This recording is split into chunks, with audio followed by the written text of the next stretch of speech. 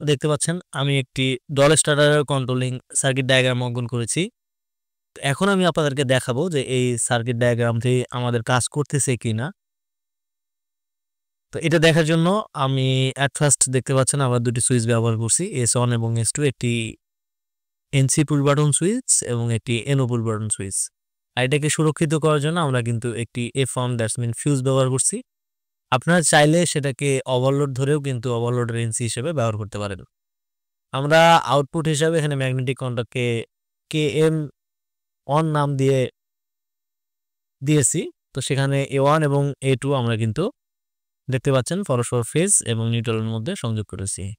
A1 দ্বারা আমরা কিন্তু ইনপুট ফেজ দিয়েছি। তো ইনপুট ফেজ আমাদের কিন্তু S2 সুইচ হয়ে দেখতে পাচ্ছেন এই যে 3 এবং 13 নাম্বার লাইনে কিন্তু আমাদের ফেজ চলে আসছে।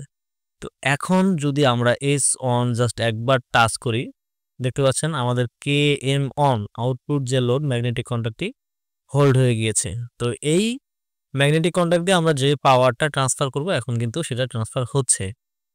একই ক্ষেত্রে যদি আমরা S2 এনসি পুশ বাটন সুইচটি একবার প্রেস করি তাহলে কিন্তু আমাদের আউটপুট ম্যাগনেটিক কন্ডাক্টটি বন্ধ হয়ে যাচ্ছে, আমাদের লোডটি বন্ধ হয়ে যাচ্ছে। তো বন্ধুরা, এভাবে আপনারা কিন্তু এই সার্কিট ডায়াগ্রামটি দেখে ডল স্টার্টার তৈরি করতে পারবেন, আপনার বাসা বাড়ির যে কোনো মোটর কিন্তু চালাতে পারবেন। তো আমরা আরেকবার S1 সুইচে প্রেস করব, দেখতে পাচ্ছেন আমাদের ম্যাগনেটিক কন্ডাক্ট অন হয়ে গিয়েছে।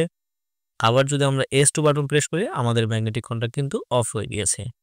তো বন্ধুরা, এই ডায়াগ্রাম দেখে কিন্তু আপনারা যে কোনো সার্কিট রেডি করতে পারবেন।